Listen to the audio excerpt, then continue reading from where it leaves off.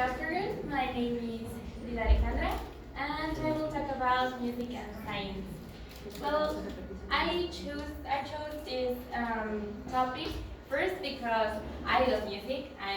Most of the people love music actually, and well, science because I'm studying medicine, and science is one of my favorite things to do.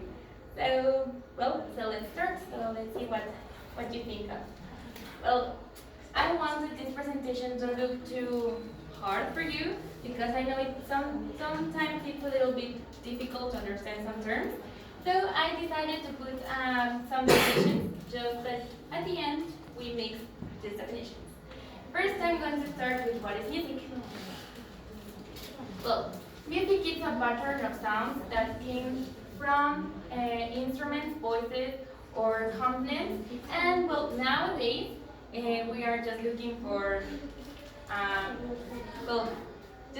like a machine each where everything is just electronic. So we can make just music from computers nowadays. And well, then these combinations, they are intended to pleasure to people listening to it. So music. My next definition is brain and lobes. So, well, everybody has a brain, and if you don't have a brain, so you should check that because maybe something happened there, and you should not be alive. And well, it's an organ that controls actually all our body, or most of it. And well, this organ is divided in 5 parts, which they're cortex.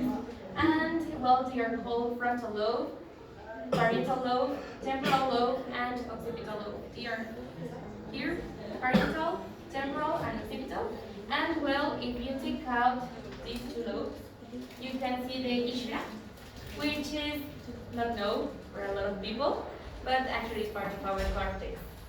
So there are the divisions, and each part controls different departments in our body, just to have a very good organization of our brain.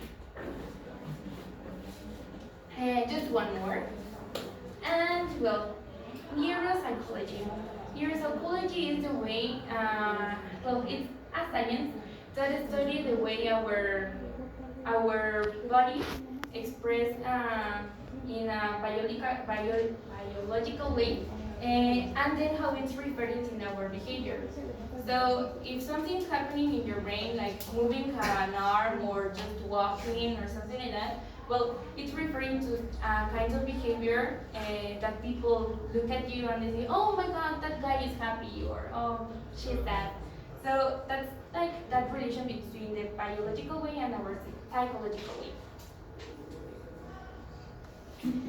Okay, so just to understand this subject, we have to learn a little bit of anatomy. It will not take too much. So, well, our ear, everybody knows what's an ear. We have it, we have an outer ear, which is this part. Everybody can see it because it's just out.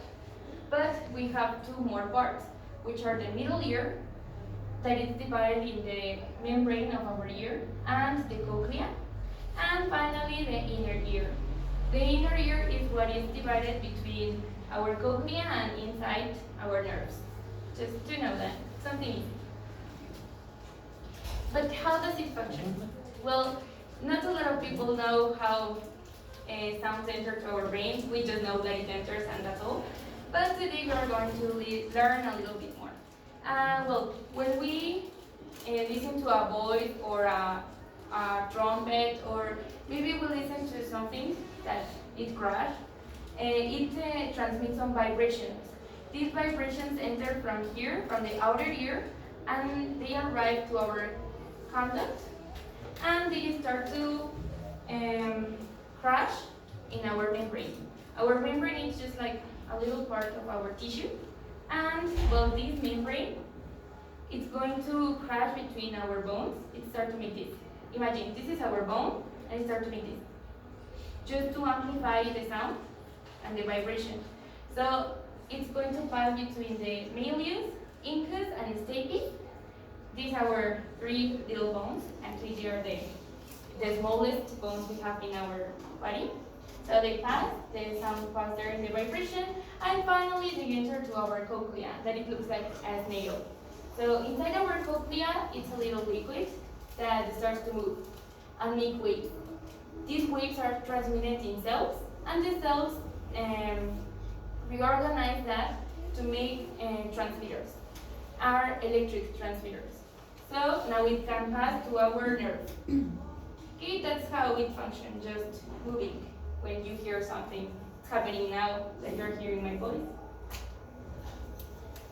And well, we have the thalamus. Well, the thalamus is an important part of our brain. It's our nervous system. And well, here's our brain, and inside of it is our thalamus. He controls our feelings, our emotions, and well, he just sends messages to our cortex to know which part is going to do each thing. And well, the most important part of the thalamus is that he controls and accepts the senses of our smell. Well, returning to what happened to our vibrations, well, they start to be transmitters and electric transmitters. So they start from here, our nerve. They start to go down, down, down, and enter to our thalamus.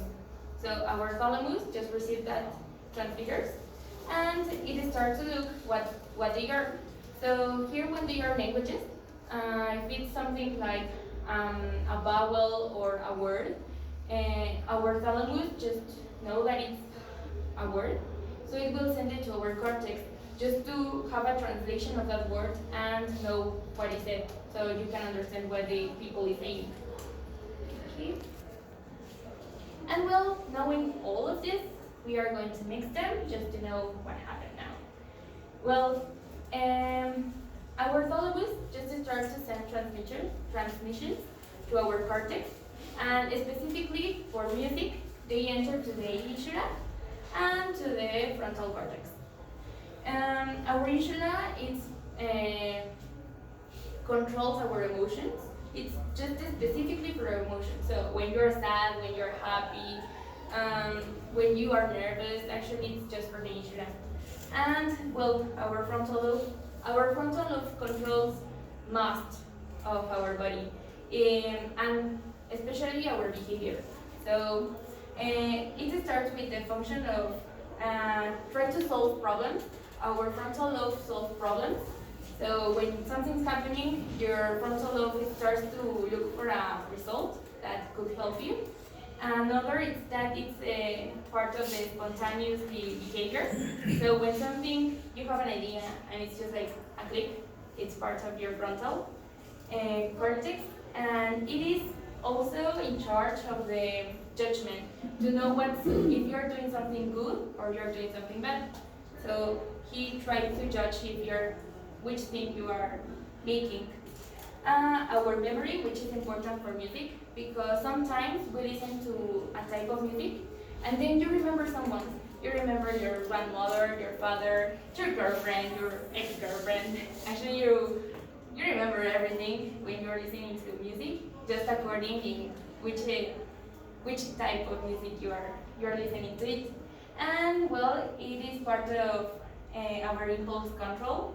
If you are making something without thinking, actually it's also your frontal lobe. It's acting in that part. And well, finally, how do you interact with each person? How you are with other people, and that's a part of our social ability.